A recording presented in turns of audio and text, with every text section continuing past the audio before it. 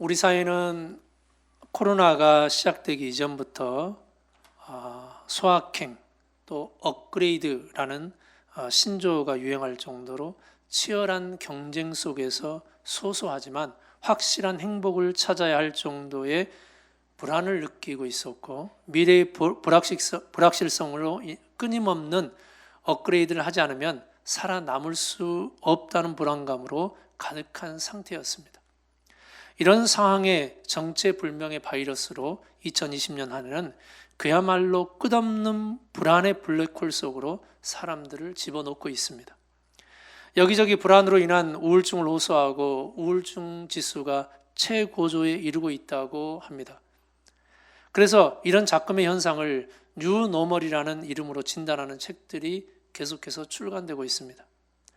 다양한 각도에서 이 문제를 진단하고 어떻게 받아들여야 할지 사람들은 저마다 나름의 해법을 찾고 있습니다.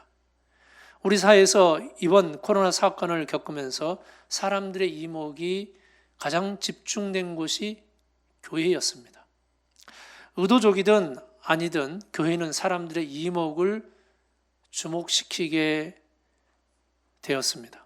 모두가 불안해하는 세상, 불안에 떨고 있는 영혼들에게 부활의 주님처럼 너에게 평강이 있으리라, 평안이 있으리라 라는 메시지를 선포하지는 못할 망정 오히려 세상을 더 불안하게 만들고 말았습니다. 그래서 한국 교회는 더욱 사회로부터서 변화를 요구받고 있는 중입니다.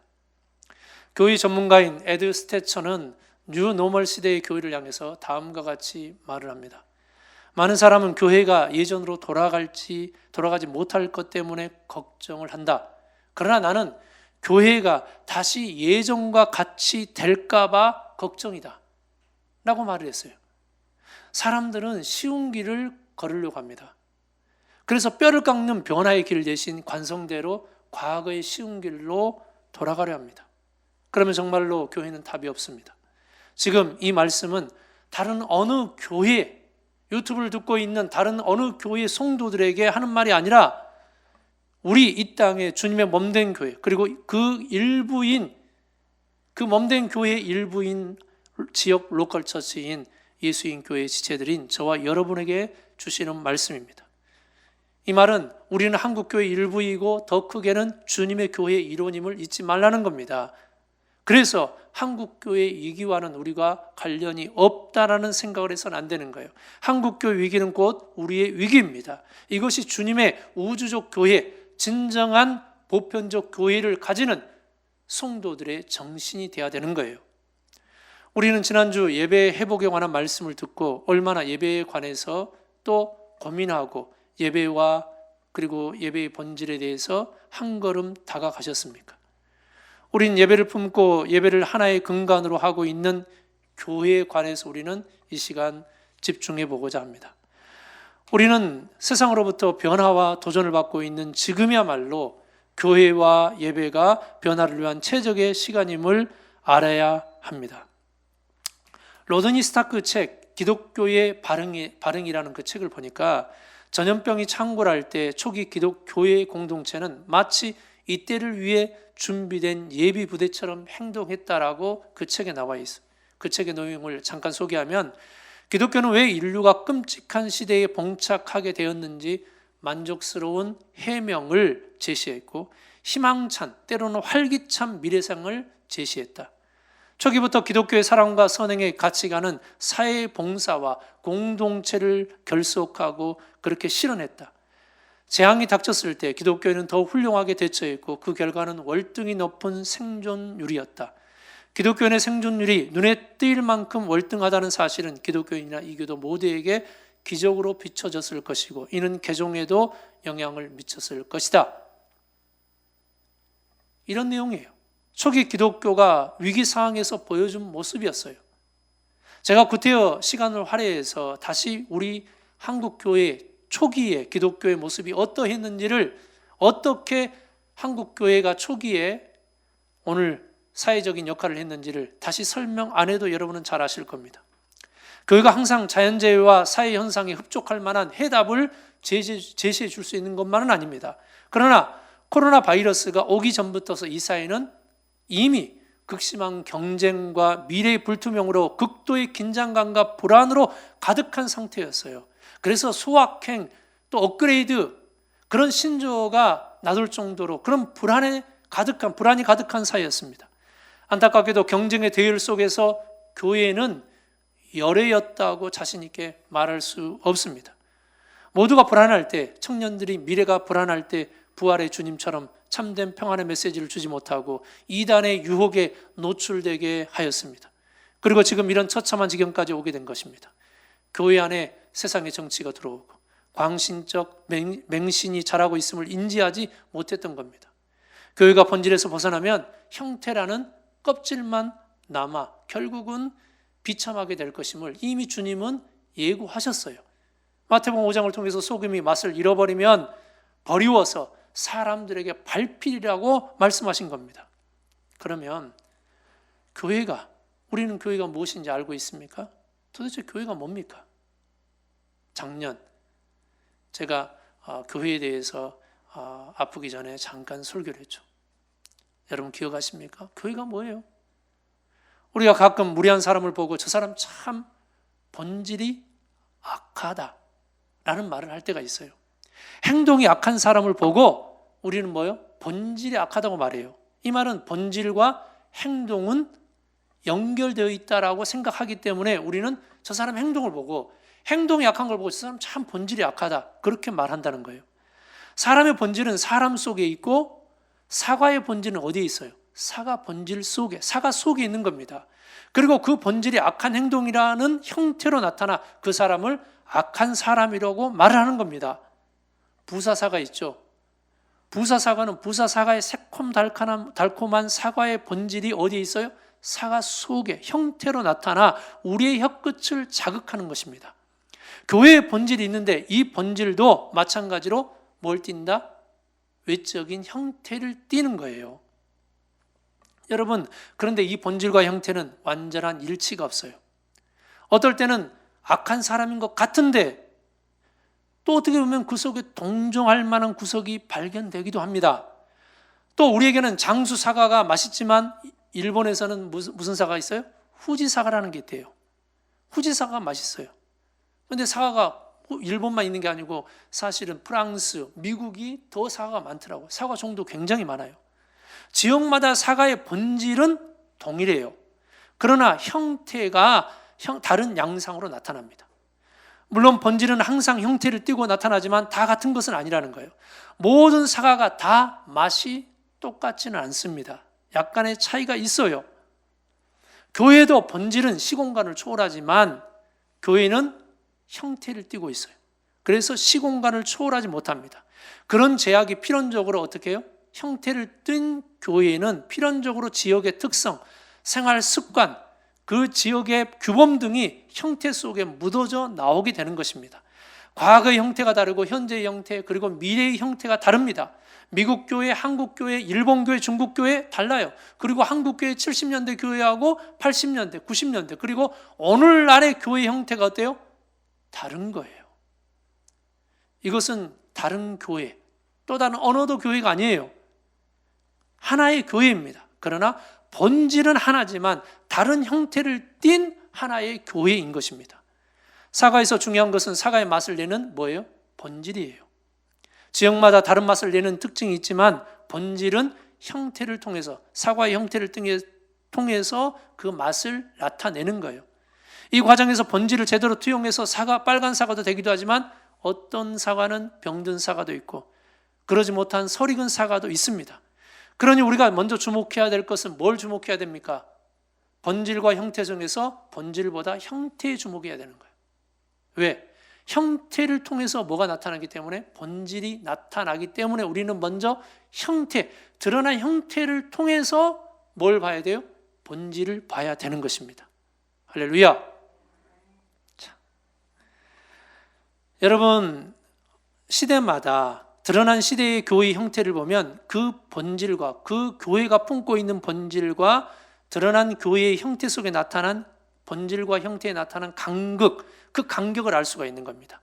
이 말은 형태는 각 시대와 지역의 영향을 받는 겁니다.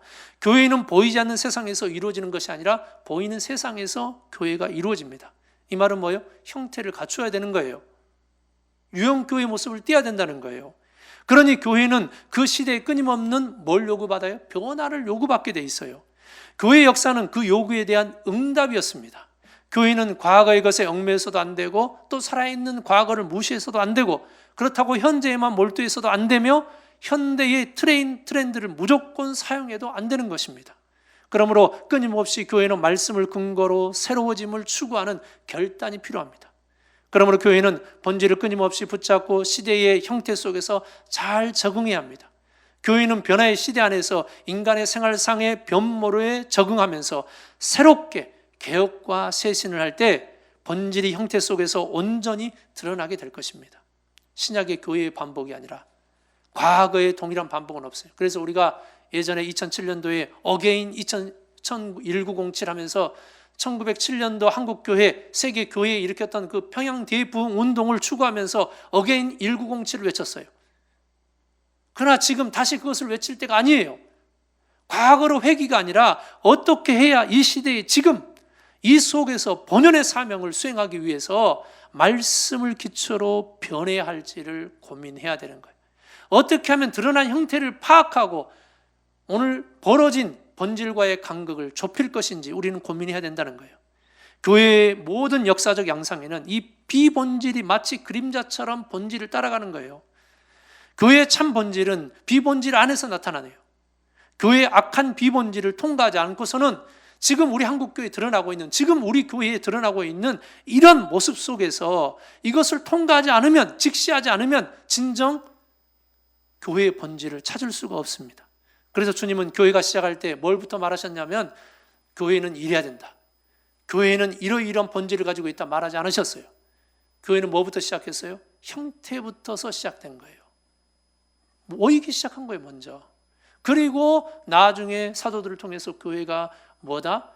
교회의 머리는 그리스도고, 교회 머리는 교회 예수 그리스도는 교회의 머리시고 몸은 교회는 바로 그의 몸이라고 이렇게 말씀하시는 거예요. 본질이 무엇인지를 찾아가시는 것입니다.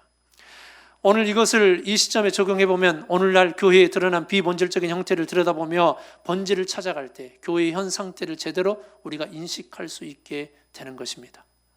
이제 응답해야 되는 거예요. 우리 교회가 응답해야 되는 거예요. 교회는 변하지 않는 본질을 품고 변하는 세상 속에서 끊임없는 변화를 요구받고 응답해야 합니다. 이것이 교회의 존재적 필연성이라고 할 수 있어요. 교회가 존재함으로 받는 필연적인 요구사항이에요. 그리고 우리가 살고 있는 이 시대에는 그 요구가 더해지고 있어요. 그리고 교회가 그 요구에 응답해 나가는 것이 교회의 역사라고 했어요. 그나마 이런 요구가 있을 때 교회는 소망이 있는 거예요. 그러지 않으면 냉혹한 무시만 있을 겁니다. 교회가 어떻게 응답해야 합니까? 어떤 메시지를 저들에게 던져야 합니까? 아니, 어떤 사과 성명을 발표하고 또 사과 현수막을 내걸어야 됩니까?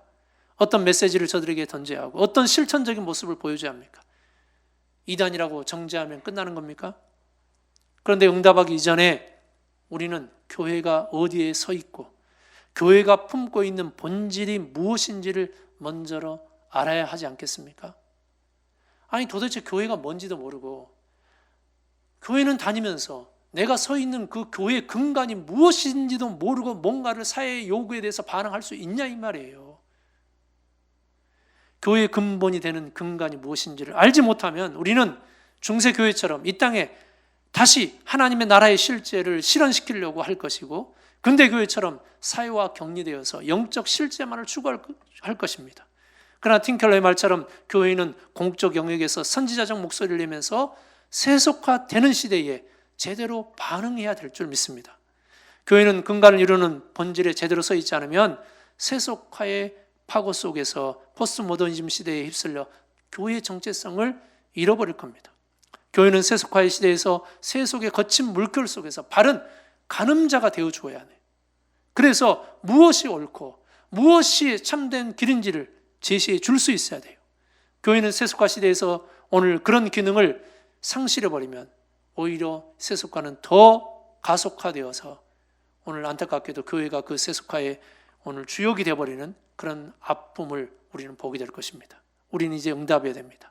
응답하기 위해, 반응하기 위해 우리는 먼저 알아야 돼요. 교회가 서 있어야 할 본질, 근간이 무엇인지를 제대로 알고 나서 응답해야 합니다. 본질을 품은 교회가 되어 제대로 비본질의 형태를 해치고 나아가 참된 교회의 본질을 이 시대의 형태로 온전히 드러낼 수 있기를 바랍니다. 자, 오늘 우리 본문에 들어가면 이 본문은, 이 에베소서는 리커스밸리의 히에로폴리스, 그 다음에 골로새, 라오디게아, 갈라디아 그 지역에 있는 교회들에게 보내는 편지예요. 그래서 한 교회만, 에베소 교회라고 해서 에베소 교회만 읽혀지는 편지가 아니고 에베소, 히에로폴리스, 라오디게아, 갈라디아, 골로새서 이 지역 있는 교회들에게 읽혀지는 편지라고 해서 히람서신이라고 했어요. 이 리커스는 오늘날의 터키의 지역을 말합니다. 이 지역 교회들은 세속주의 종교와 혼합주의 사상에 지금 위협을 받고 있을 때였습니다. 그래서 바울은 이들에게 교회의 근간인 본질을 가르쳐주고 이 근간에 바로 서서 공적 영역에서 선지자적 사명을 감당하면서 응답하기를 원했던 것입니다. 본문은 바울이 그 지역 교회들을 위한 기도이고 또 교회가 서 있어야 할 근간이고 품어야 할 본질이며 언제나 함께할 교회의 실체가 무엇인지를 이 기도 속에서 제시해주고 있습니다. 오늘날 이 말씀을 통해서 우리들도, 우리 교회도 우리가 이 시대에서 우리가 품어야 될, 우리가 서 있어야 할 근간이 무엇인지를 이 바울의 기도를 통해서 알 수 있기를 바랍니다. 자, 첫 번째가 뭐냐면 17절 한번 봅니다. 17절 읽어보세요. 시작.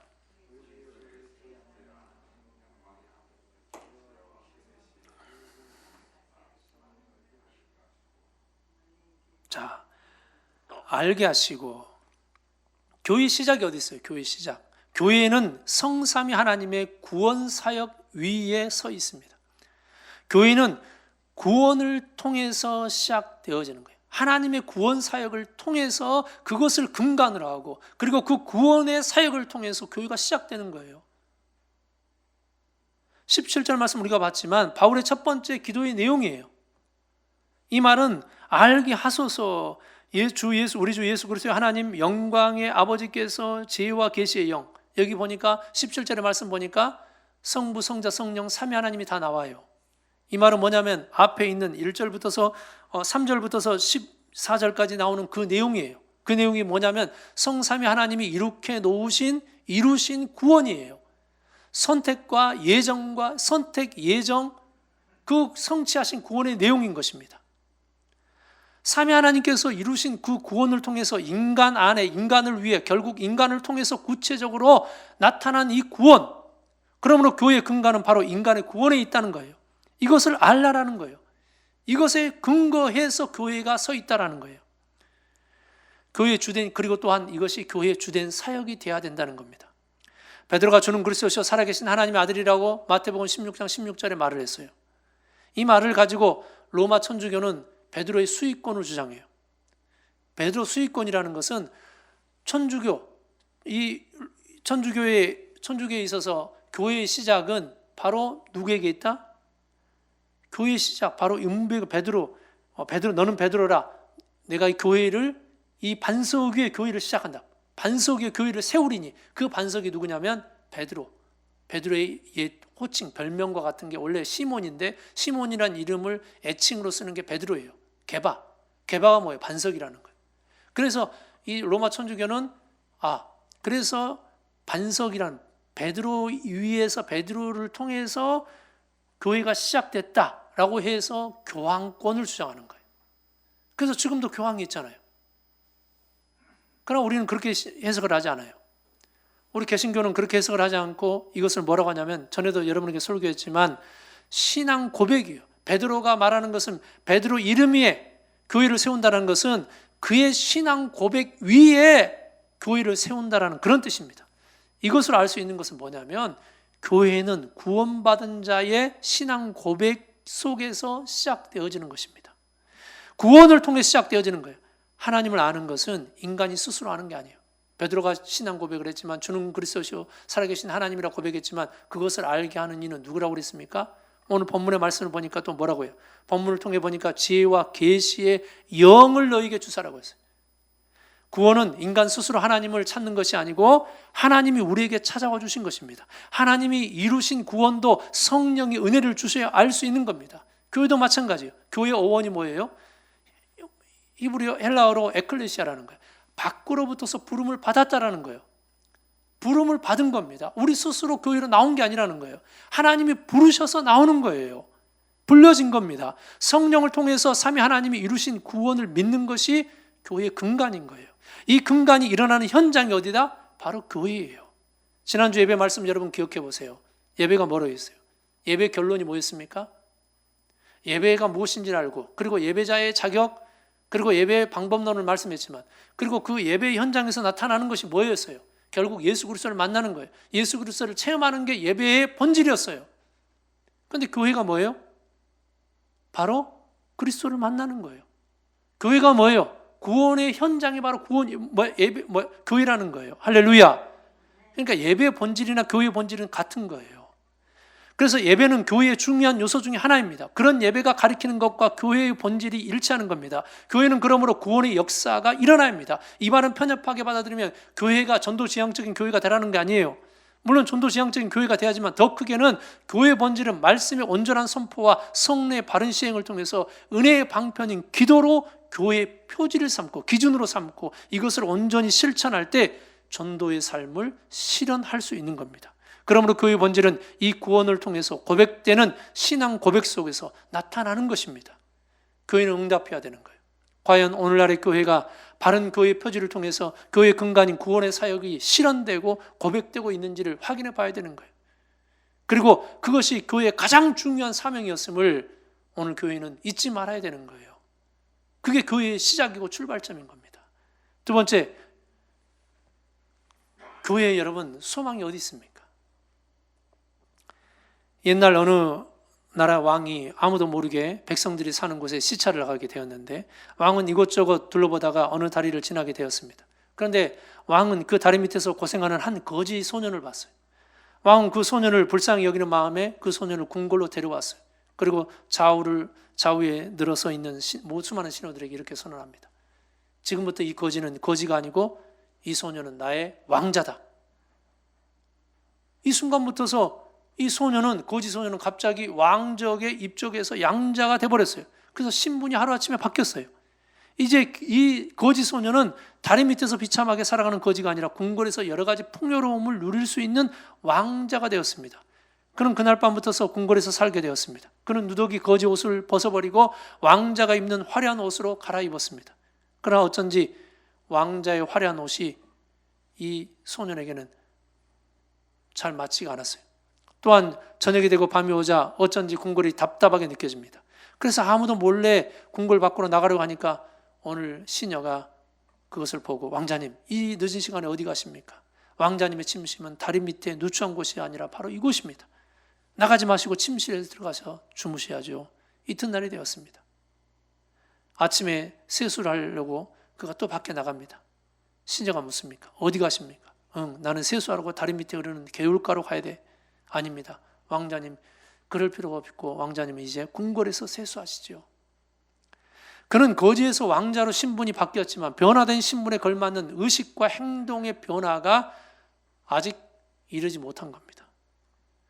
생각과 행동이 나타나는 신분은 바뀌었지만 그의 의식과 생각과 행동은 아직도 거지의 신분에 거지의 행동을 하고 있는 거예요. 거지의 생각을 가지고 있는 거예요. 그래서 지금은 말이 왕자일 뿐이지 아직까지는 거지 같은 삶을 살았습니다. 말이 좀 이상합니다. 교회가 하나님의 은혜로 구원을 받았습니다. 그런데 교회의 의식과 행동의 변화가 없다면 교회는 교회지만 온전한 구원받은 교회의 형태를 띌 수가 없게 된다는 거예요. 본질을 품은 교회는 그 본질을 형태 속에 드러내려고 하는 끊임없는 몸부림이 있어야 합니다. 교회가 계시의 영을 통해서 하나님을 알면 하나님의 뜻을 깨닫게 됩니다. 바울의 두 번째 기도가 바로 그런 내용이에요. 기도의 주 내용은 18절 한번 볼까요? 18절 봅니다. 시작. 너희 마음의 눈을 밝히사 그의 부르심의 소망이 무엇이며 성도 안에서 그 기업의 영광의 풍성함이 무엇이며 주목할 것은 부르심의 소망이라고 해요. 부르심의 소망. 부르심의 소망이 무엇이냐? 이 부르심이라는 이 단어를 보면, 부르심이라는 단어는 것은 4절에 보니까 1장 4절에 보면은 선택, 5절에 보면 뭐예요? 예정. 선택과 예정을 상기시켜주는 단어입니다. 하나님은 우리를 부르신, 하나님은 우리를 선택 예정하신, 그런 우리를 부르셔서 선택하신 그 목적을 알고 그 목적을 실현하는 것이 뭐다? 부르심의 소망이라는 거예요. 할렐루야. 하나님 우리를 구원하셨어요. 그러면 그 구원에 맞는 하나님의 뜻을 깨닫고 그 구원을 현실의 삶의 형태 속에서, 교회 형태 속에서 날마다 이루어가는 것, 그래서 교회가 완전한 교회로서 흠없는 주님의 신부로서 되어가는 것, 그것이 교회의 뭐다? 소망이라, 부르심의 소망이라는 거예요. 할렐루야. 에베소 4장 13절에 보니까 오늘 사도 바울은 에베소 교회와 그 지역 교회들에게 뭐라고 하냐면 온전한 사람을 이루라고 그랬어요. 온전한 사람을 이루어 그리스도의 장성한 분량이 충만한 데까지. 또 빌립보서 1장 18절 말씀 보면은 완전한 자로 세운다. 완전한 자로. 너희를 완전한 자로 세운다는 거예요. 완전한 자로. 골로새 1장 28절입니다. 완전한 자로. 그리고 빌립보서 2장 12절 말씀 보면 두렵고 떨림으로 너희 구원을 이루라라고 했어요. 교회는 부르신 소망의 뜻을 알고 구원을 온전히 이루어 흠없고 완전한 주님의 영적 신부로 설 수 있어야 되는 거예요. 세상 속에 거하지만 세상과 구별되고 세상과 동일한 형태를 띠면서도 하늘에 속하고 분명한 소신과 주관이 있으면서도 그 소신과 주관을 내려놓고 하나님의 말씀을 우선으로 순종하며 구원을 이루어가는 교회, 그런 교회가 이 땅의 소망이고 이 불안의 시대의 위로가 될 것입니다. 그러면 그리스도께서 교회, 오늘 세 번째 말씀 보면 교회의 근본이 어디냐 이 말, 교회의 근본. 바울의 세 번째 기도의 내용입니다. 22절과 23절 한번, 자 23절만 봅니다. 23절 시작. 교회는 그의 몸이니 만물 안에서 만물을 충만케 하시는 이의 충만이니라. 바울의 기도의 세 번째 내용. 그리스도께서는 교회의 머리가 되어 만물을 충만케 하신다는 거예요. 신약 성경에서 머리와 몸을 동시에 언급하고 있는 곳에서는 몸으로서 교회의 지체보다 교회의 머리로서 그리스도에게 강조점을 두고 있어요. 교회가 그리스도를 재현하는 몸이 아니라 그리스도가 생생하게 활동하는 교회의 머리시라는 거예요. 머리는 몸과 뭐예요? 통해야 돼요, 안 통해야 돼요? 통해야 돼요. 여러분, 사람이 머리가 몸에 통해야지. 그게 안 통하면 어떻게 해요? 머리에서 뭐라고 움직이는데 몸이 안 움직여. 그럼 어떻게 돼요? 병원에 가야 되는 거예요, 여러분. 큰일 나는 거예요. 교회가 여러분 생명을 유지하기 위해서는 머리와 연결되어 있어야 되고, 연결됨을 통해서 영양분을 공급받아 교회는 성장하게 되는 것입니다. 요한복음 15장의 말씀이 뭐예요? 나는 포도나무요, 너희는 가지라고 그랬어요. 그 말씀이 강조하는 게 뭐예요? 나무와 나는 포도나무요, 너희는 가지라. 연결됨을 말하는 거예요. 연결됨을 통해서 가진 교회는 생존하고 성장하는 것입니다. 연결됨의 중요한 부분은 그분이 머리가 되신다는 거예요. 우리와 주님의 관계성에서는 우리는 철저히 뭐예요? 자율적이지 못하고 타율적입니다. 몸은 스스로 움직이는 것이 아니라 머리에 의해서 움직여지는 거예요. 우리의 뇌 속에서 움직여지면 뇌 속에 있는 세포가 뉴런이 시냅스를 통해서 움직여라, 저거 집어라. 그러면 손이 가서 짚는 거예요. 반응을 하게 되는 거예요. 머리에 의해서 타율적으로 움직여지는 거예요. 그러나 그렇다고 해서 우리가 꼭두각시나 로봇으로 오해해서는 안 돼요. 교회의 자율성은 이미 존재하지만 머리 대신 주님과의 관계성 안에서는 철저히 타율성을 따르며 그분의 주도하심을 따라간다는 것입니다. 그렇게 될 때 그런 관계성을 기초해서 교회는 만물 안에서 만물을 충만케 하시는 충만이 흘러넘쳐 머리 대신 그리스도 안에서 모든 것이 질서 있고 조화롭게 평화롭게 만들 수 있다는 거예요. 그게 본문 우리가 읽잖아요. 10절을 보세요. 오늘 에베소 1장 10절. 자, 읽습니다. 시작.